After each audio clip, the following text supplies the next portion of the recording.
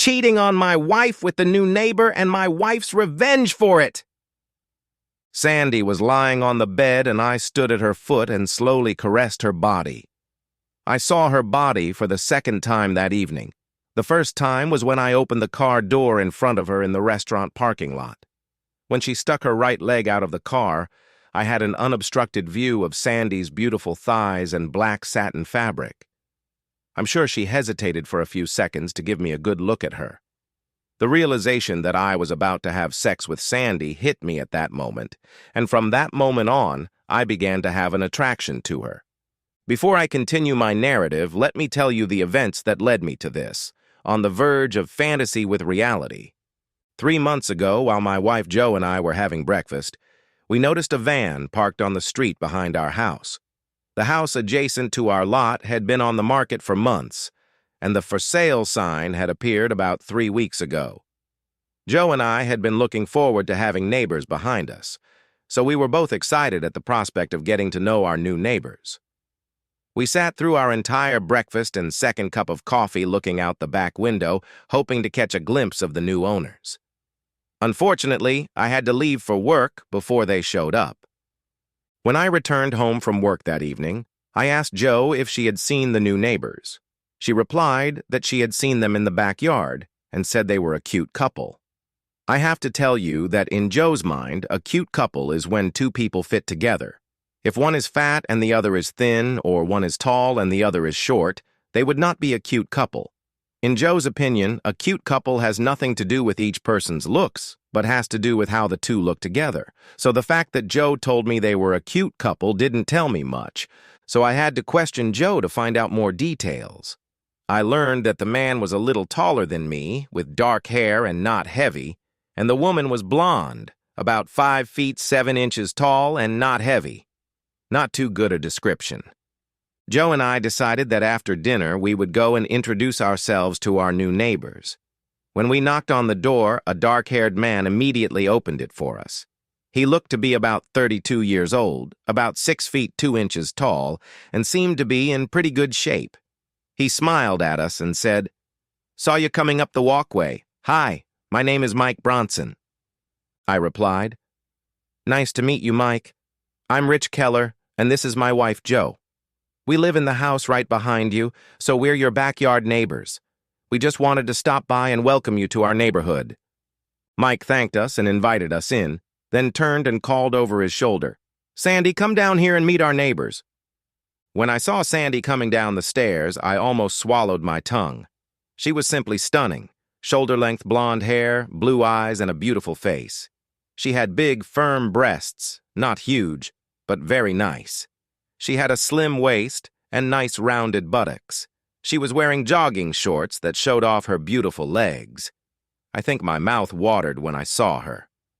She gracefully walked down the stairs and came up to us standing in the foyer and said hello. Mike gave the opening speech, which gave me a chance to regain my composure before I spoke again. Luckily for me, Jo took over the conversation. She said, "We know you're busy trying to get the house set up, but we just wanted to stop by and say hello and tell you that if there's anything we can do to help, just let us know." Sandy and Mike thanked us, and we told them we would give them a few days to get settled in and then invite them over for a drink and to meet the other neighbors. On the way to our house, Jo said, "They seem nice." All I could answer was yes, because I was afraid that if I said more, I'd start talking about how pretty I thought Sandy seemed, and I didn't want to upset Jo. For the record, Jo is an attractive woman too. Jo is a little taller than Sandy. She has beautiful dark brown hair that accentuates her dark brown eyes. Jo's breasts are not as large as Sandy's, but firm and high. Jo works out, so her body is in great shape. Before I met Sandy, I always thought I liked brunettes better than blondes, but now I wasn't so sure.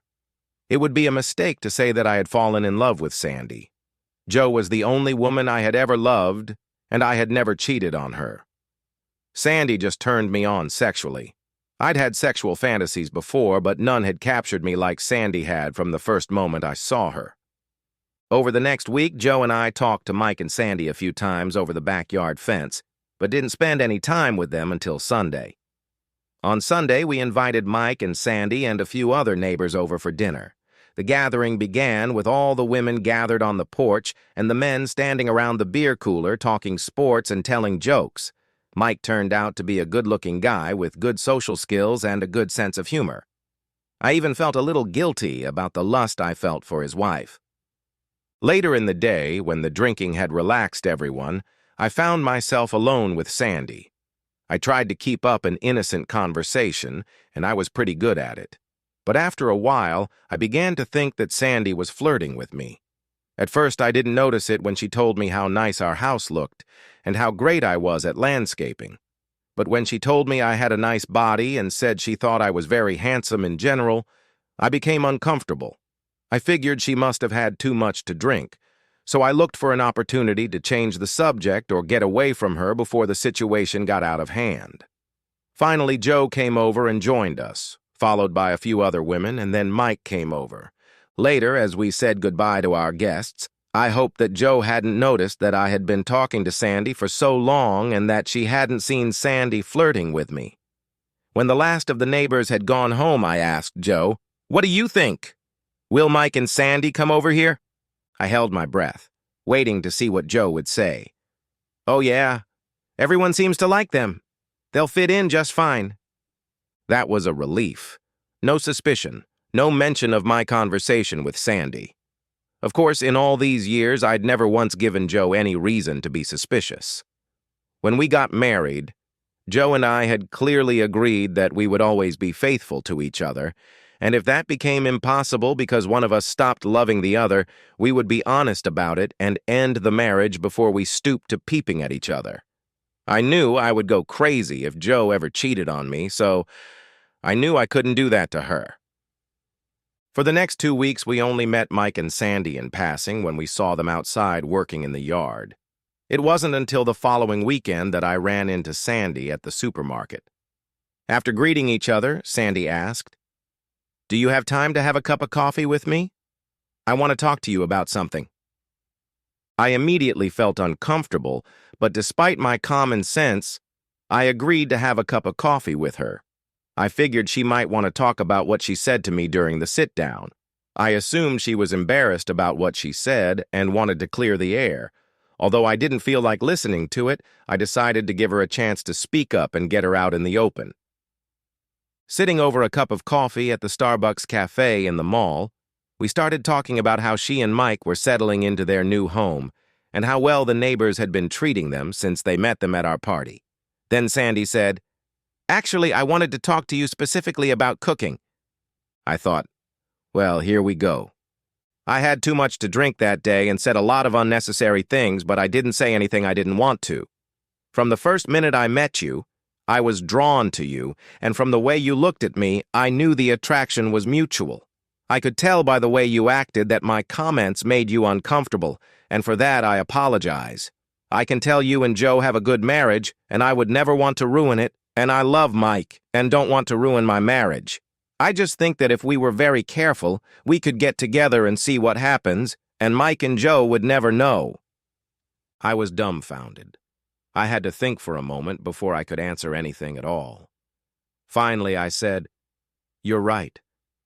I feel a strong attraction to you, but I could never do anything about it because I love Joe too much to do that to her. I know how much it would hurt me if she cheated on me, so how can I turn around and cheat on her?" Sandy replied, "I understand how you feel. I'm plagued by the same guilt. I'm just saying that if we had been careful, Mike and Joe would have never known what we did, and we would have gotten over the guilt. Anyway, think about it. I won't bring it up again. But if you decide you want to get together, just let me know." I promised to think about it and let her know if I changed my mind. Then we sat in silence, finishing our coffee. That night, Joe and I had sex. I hadn't been this horny in months, and Joe noticed it. She asked, "What's gotten into you?" "You haven't been this horny in a long time." I replied, "I don't know, but are you complaining?" Joe replied, "Absolutely not. It was great." Later that night, I woke up painfully horny and realized that I had been dreaming about having sex with Sandy. I couldn't get the thought out of my head, so I turned on my side behind Joe and pressed my body against her. As she gradually came to her senses and realized what was happening, she asked, "Are you at it again?" I asked, "Do you mind?" She replied, "No, I guess not." With those words, Joe started having sex with me. It felt great. In the end, it was my dream of having sex with Sandy that triggered the event. The next day, I couldn't get Sandy's proposal out of my mind and couldn't shake the guilt caused by my attraction to her. As time went on, my obsession with Sandy did not disappear, but the guilt began to subside. I didn't do anything about it until a month ago.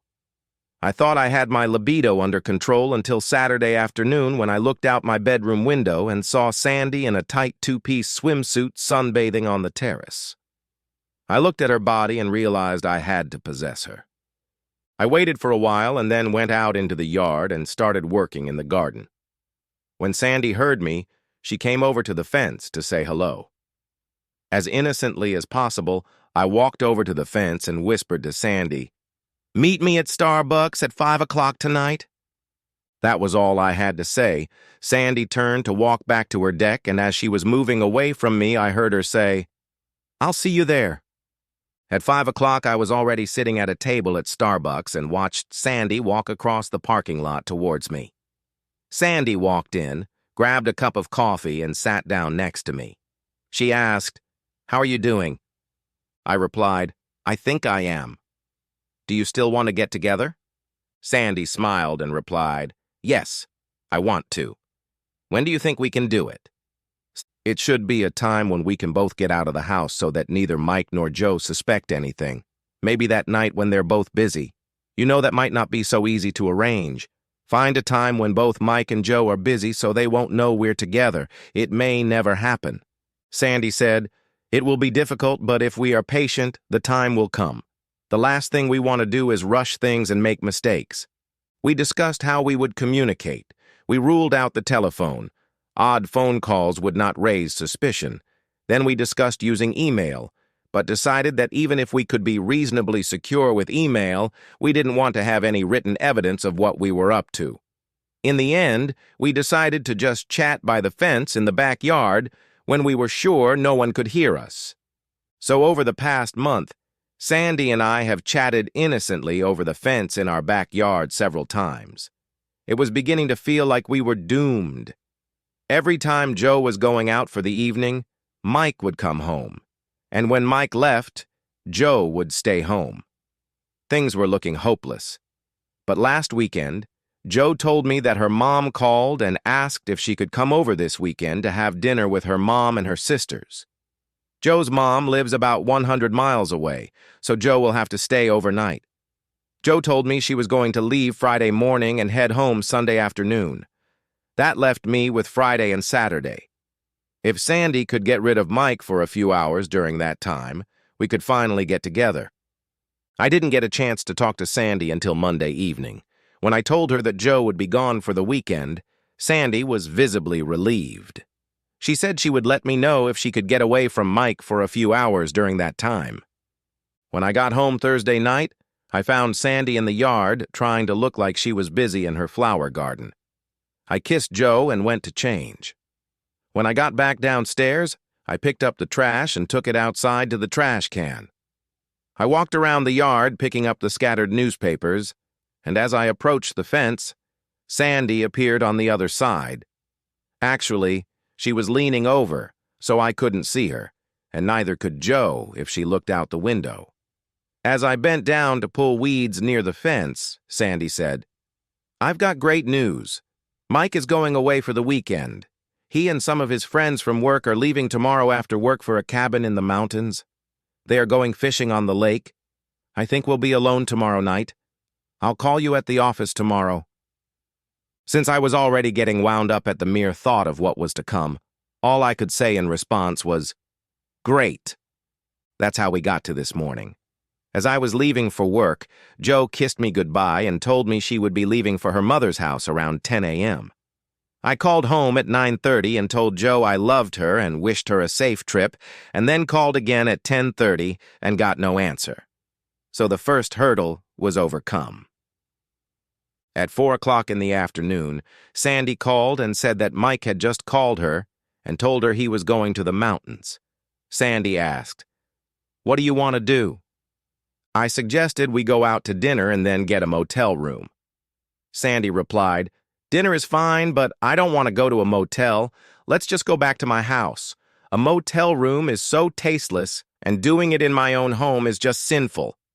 I like sinful better than tasteless, don't you?" From the way she said it, I knew it was good. So I agreed that after dinner we would go back to her house. Then Sandy said, "I have a surprise for you for later." "A surprise? What kind of surprise?" "If I told you, it wouldn't be a surprise, would it?" I wondered what the surprise was, but Sandy didn't say anything more about it. Then I gave up trying to find out what she meant and said I would pick her up for dinner at 7 o'clock. So we are back to the beginning of this narrative, when Sandy and I had sex at her house.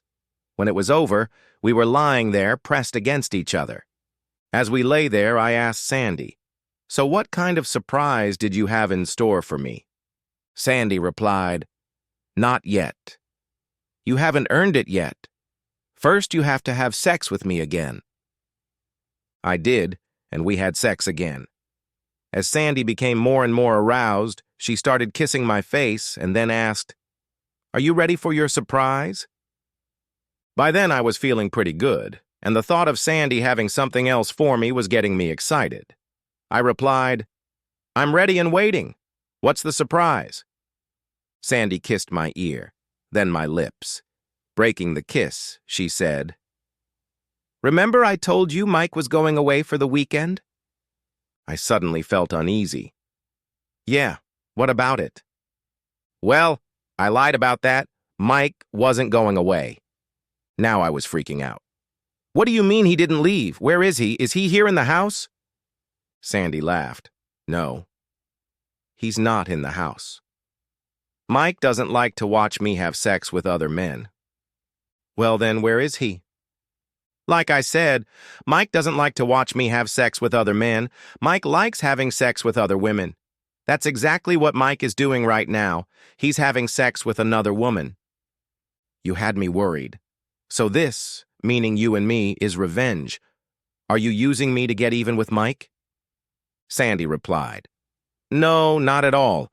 I told you the truth when I told you that I was attracted to you and wanted to have sex with you." "So? Are you telling me that you and Mike have an understanding? Are you both game?"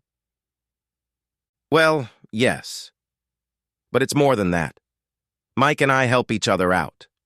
I asked, "How do you help each other?" "Sometimes I help Mike get a woman he's interested in, and sometimes he helps me get a man I'm interested in." "In that case, who helped who?" "This time Mike helped me. I told you I was attracted to you right away." I asked, "And how did Mike help? By leaving us alone in the house overnight? Did he do anything else to help?" "The fact that he left us alone in the house is one thing, but that's not all, except that he just didn't come to the house in the evening." "What else did he do?" "He arranged for you to be able to leave the house tonight." I said I went out because Joe had gone to visit her mother." "Did you talk to Joe's mother?" "No, why?" "Then how do you know Joe's mother called?" "Joe told me." "And Torture believed her?" "What are you trying to say?" I asked as my stomach started doing somersaults. "I'm saying that Mike arranged for Joe to be busy tonight so that you and I could be together." I was starting to get frustrated and even a little angry. "Where is Mike now?" "Where do you think he is?" "How would I know?" "Mike is where Joe is." It wasn't what I wanted to hear, but I was beginning to suspect where Sandy was going with this. I wasn't sure I believed her, or was it that I just didn't want to believe her? "Okay, then where's Joe?" "Joe is in your house, in your bed, having sex with Mike." I said, "That can't be. Joe wouldn't do that." "Well, you said you wouldn't do that, but you did." Now I was desperate. "I don't believe it." Sandy got out of bed and said, "Follow me." I followed Sandy out of the room we were in, which was the guest bedroom at the front of the house, and entered the master bedroom. Sandy closed the doors behind us and led me through the dark room to the windows. Once at the windows, Sandy opened the curtains and blinds.